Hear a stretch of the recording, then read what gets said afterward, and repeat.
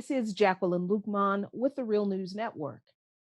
An organizing experiment that was conducted among white working class voters in rural Michigan, North Carolina, and Pennsylvania by a national network of 40 state and local progressive and left leaning grassroots power building organizations has shown some pretty impressive results in not just engaging voters for the upcoming election, but in shifting the attitudes of some people in those communities about issues like immigration and racism.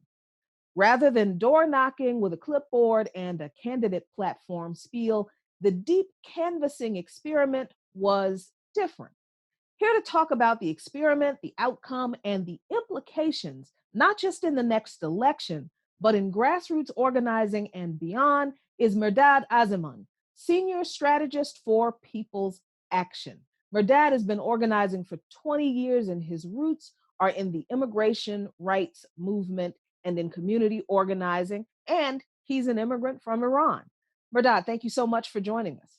Thank you so much for being here and your important work. Very, very much appreciate what your network does. Thank you for having us. People's Action started having conversations about the need for a more robust role in small town organizing that was, from the inception of these conversations, race conscious and would work in majority white areas where people were struggling economically. So instead of talking about politicians and policies and who people were voting for, your organization focused on issues.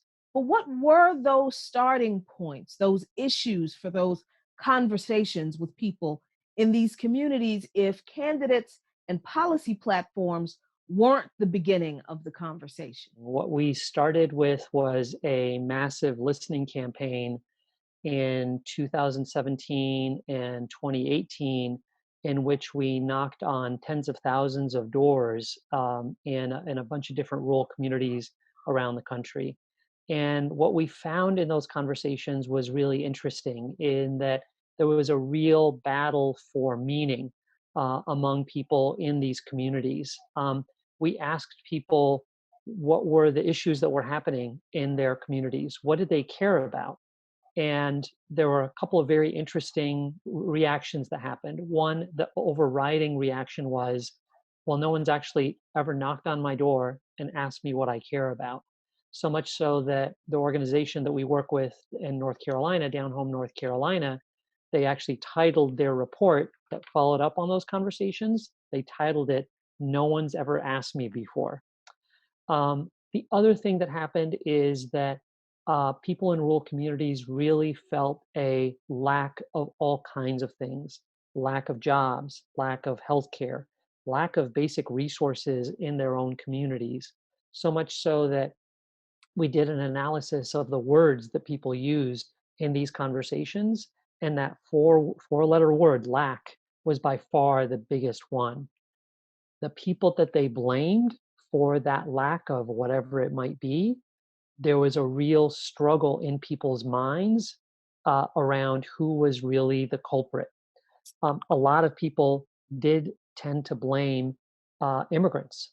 It was a immigrants and people of color, and we saw that there was a real danger there. Of course, the other thing at the same time was that more often people blamed the 1%, big corporations, and their ability to buy our government as another major culprit. And in people's minds, there was a real struggle for who that real enemy was. We decided to try to investigate that and try to complicate that, in fact, by following up and having a more focused research project that really tried to figure out how is it that we can essentially widen the circle of humanity in this era in which we're having so many conversations about race, so many conversations about the perceived other, so many conversations about immigrants ourselves, undocumented, documented, all immigrants, and decided to go back into these communities in 3 different states and really have honest conversations, deep conversations with people about how they thought about immigrants, and in particular, try to have conversations at the intersection of 2 major issues of our time: immigration and healthcare. That led Mm. us to the experiment that we ran last fall. Wow. Now, it really sounds like you sort of accidentally stumbled on what we know is the Republicans and definitely the Trump administration using racism strategically in these areas. You sounds like you kind of stumbled on the result of them doing that. Fear mongering about immigration and these kinds of issues, whether people agree that this is true or not, and there will definitely be some who will see this and say, well, that's not true. But dissenting opinions aside, a lot of this work has involved beating white supremacists and reactionary politicians to these people, to these voters, to circumvent that narrative in these areas. So, a couple of questions arise for me when I think about that. And one of them is, who are the best people to engage in these conversations with these voters? Because there's a lot of discussion, Merdad, about how it's the responsibility of white people to educate and struggle with white people in dismantling their racist ideology, whether it's conscious or unconscious. But did you find that to be true in this experiment? It's a very interesting finding from our experiment, from the work that we've done on doors, and to the question of whose role is it to be having this conversation. Our answer is it's everyone's role. I completely understand the burden that is the extra burden that can be placed on people of color to explain ourselves. I experienced that as an immigrant from Iran. But when it comes to the actual experiment, we had canvassers, we had people who were working inside the 3 different states, and we had folks who were born here, we had people who were not, we had people who were white, we had people who were people of color, and we we measured, okay, what's the effectiveness of a white canvasser who is born here?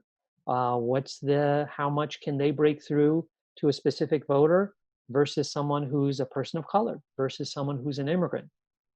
What we found was that, at least for this experiment, we found that it actually didn't matter.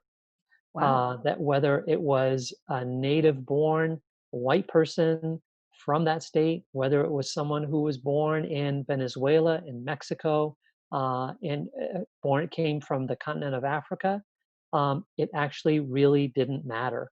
What mattered was people connecting around story, around values, not around facts, and in particular, sharing lived experience, especially even including if a person was not an immigrant. It really mattered to just share the story of an immigrant that they knew. And what that Mm, opened up was the person on the other end of the conversation, them sharing, oh, actually, I do know an immigrant.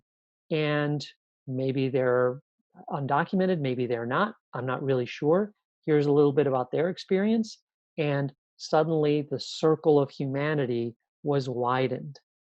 And it's a pretty amazing breakthrough, at least that we saw. And what it also opens up is that, in terms of this struggle for racial justice, that is the struggle of our time, everyone has a role.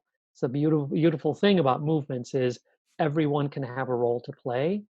And just referring back to something that you talked about, what we see over and over again is organized white supremacy is on the march, in community after community.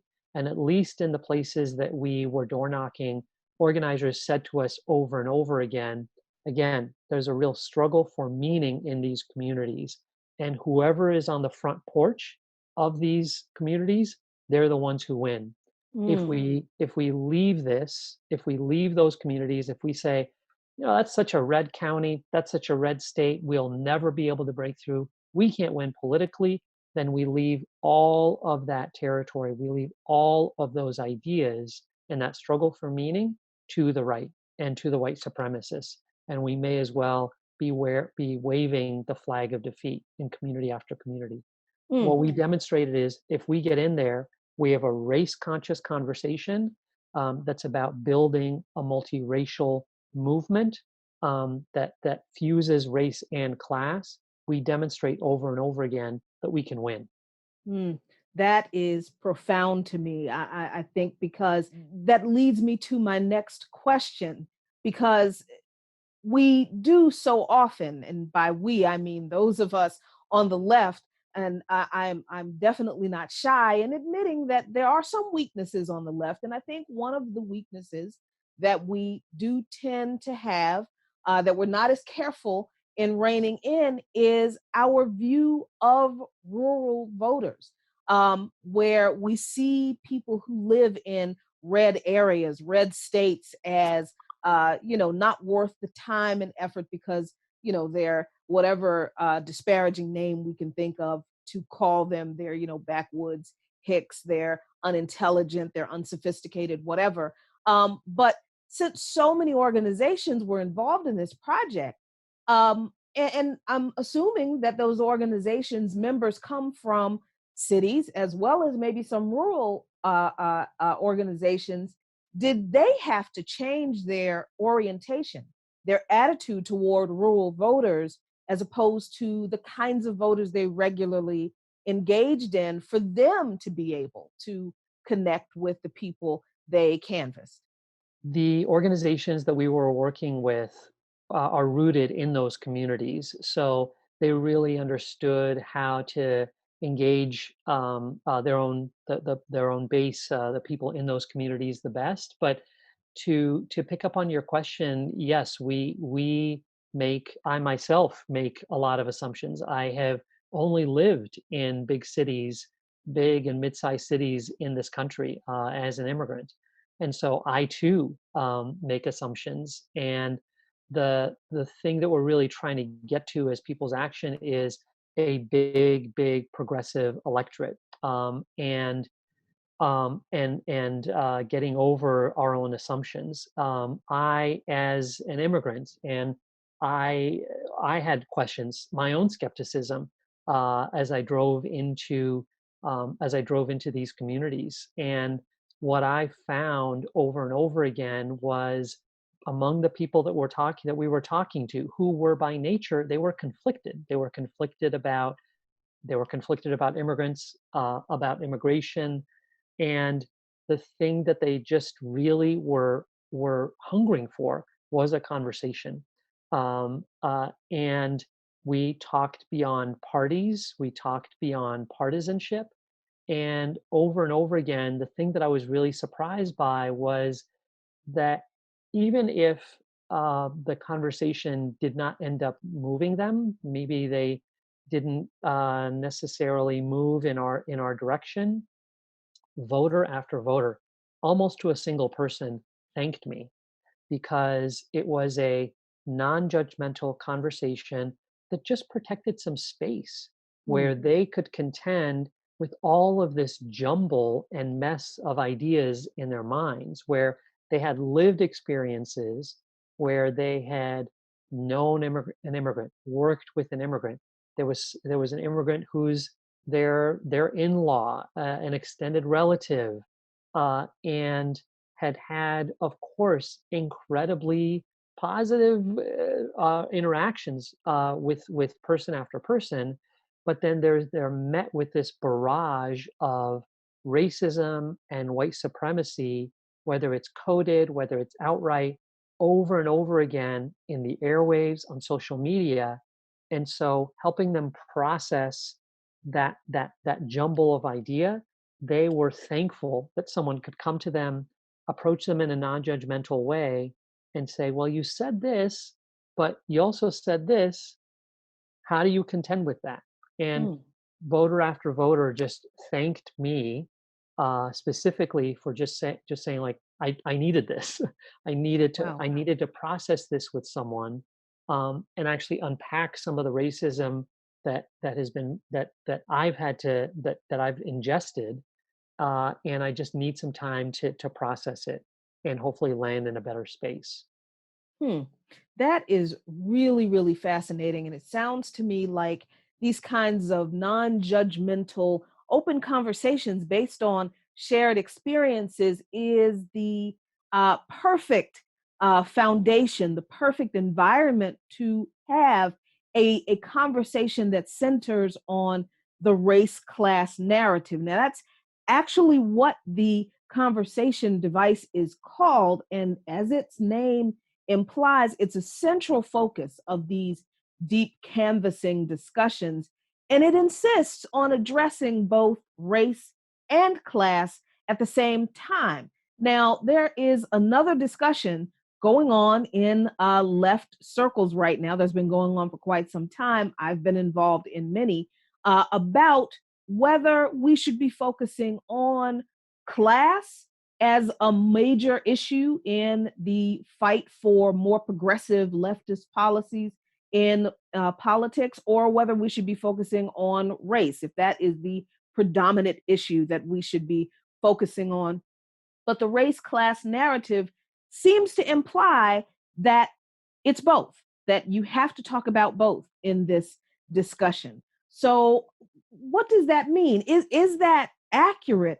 And what does that mean when you are talking to voters or potential voters about these issues, their experiences, and policy? Can you talk about race without talking about class with people and get them to do this confronting of their uh, conflicting thoughts on these issues? Excellent question. First, let's just name it. The right names race all the time. Whether it's implicit or explicit, they use race all the time. And we as progressives often respond by running from it. We say, well, we're colorblind. Don't bring up race. That's divisive. And we've seen over and over again that that is a path to defeat because the other side will name it over and over and over again. And will use things like, will play to things like white nativism, white consciousness, in order to win election after election and issue after issue. It's been part of their playbook for decades. In this debate about race and class, is it all about race? Is it all about class? Our answer and our experience is yes. I think it needs to be said is that the story of America, the story of the United States, I think you can say the story of America is a story of race. I think that also that needs to be said in terms of just understanding the history and the story of our country. Um, and I think that what our experience, both my experience on the doors and the experience from the experiment, demonstrates that is that if you can tell a story that demonstrates that it really is about both, and that's the beauty of the race class narrative is that it's been able to weave together race and class. I think you need to demonstrate that, and I think it's also about demonstrating how racism has been used strategically by specific forces, specifically inside the right, inside this country, to divide people based on race, and in order to actually consolidate their power. Mm, So I think if you can, what I've experienced is that you can fuse both of those things, race and class, but also demonstrate to people, especially white people, that racism doesn't just happen. It's not an accident, but that it's been used strategically as a tool to water down power for specific groups, can consolidate power for the right. What I experienced over and over again is that that can actually break through. Shows a great deal of promise. mm, mm. That is fascinating. So, Merdad, I'm wondering what's been the outcome of these efforts, because they sound very much like organizing to me. They sound like political education a little bit to me. But I'm wondering how they have been successful. Have they been? Have these efforts been successful? What has your experiment produced? Have you been able to measure successes or changes in perspectives throughout the experiment? What's happened?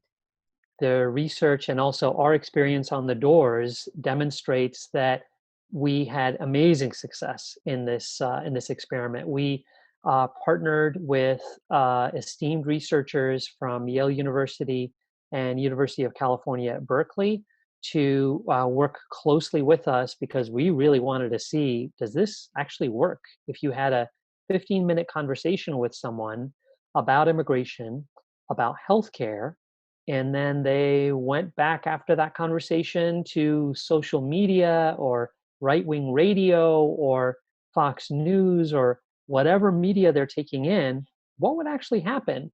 And we're very, very excited and validated to see that for every 100 people that we talk to about this question of, would you be okay with including undocumented immigrants in a universal healthcare plan, say like Medicare for all?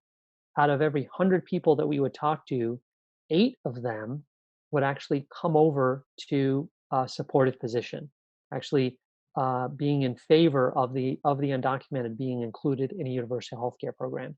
And again, take into account, we're talking about, again, perceived very, very red areas Mhm. or purple areas in North Carolina, in Michigan, in Pennsylvania, in rural areas and small towns. So it's a pretty mind blowing effect that we saw. What we also demonstrated was that we could go back to those same people about 4.5 months later, after they've had this 15-minute conversation, and then gone back and watched whatever, taken in whatever social media and other media that they're taking in, and those results would hold. Wow. Means that it had a really, really durable and lasting impact. So Mm. we're very excited about the kind of methodology that we use, and also again the narrative that we were trying to tell with people, and we want to apply it to the election. And so we're having similar conversations in a bunch of swing states going into the fall election, and are excited, and in fact have built an army of people who are having these kind of similar conversations, in some cases with their neighbors, in some cases with people just one state away, a few states away, as we try to again battle for meaning in this election, and of course try to break through to victory. And I'm so glad you just said that we are trying to battle, or that you and your organization are trying to battle for meaning in this election and break through to victory, because I want you to end with telling people how they can contact you if they want to learn how they can participate in this, but not just in terms of the upcoming election, but also if they're wondering if they can use this method, these tools, this tactic to build this multicultural, multiracial coalition that is so desperately needed at this time of crisis and uprising in this country. How can people connect with your organization to get plugged in to do this? So happy you asked that. We are building a 1,000 strong following across this country of people who want to have deep and meaningful conversations in the places that really matter, and welcome people to volunteer. It can be as simple as doing it from your home, from your own smartphone, from your own old school phone, from your laptop, whatever state it's in. We would love to have you as part of this effort. And there is a deep, deep hunger because of the pandemic, because of the murder of George Floyd and so many other people of color by the hands of police. It's a very, very uncertain time, and the tools of deep canvassing are made for these kinds of times, for times Mm. of crises. And there is a hunger. We're running, for example, massive text banks, and people running social media ads, and those are great things to do. But what we know is that there is a real hunger from people to just make meaning and to connect with people, build community.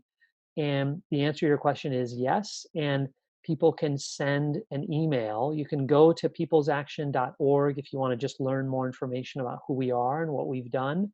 You can also just send an email to a couple of different places. One is just press@peoplesaction.org, press@peoplesaction.org.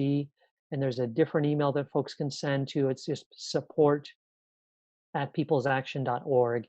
Again, support@peoplesaction.org if you want to sign up and get more involved and learn about what we're doing state to state.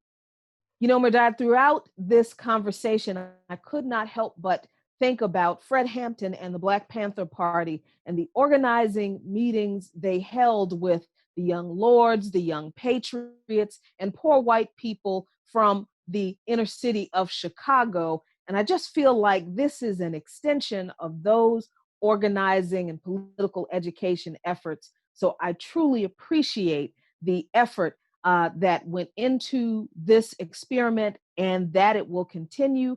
And I'm very excited to see what the results are. So I really appreciate you coming on and having this conversation with me about it.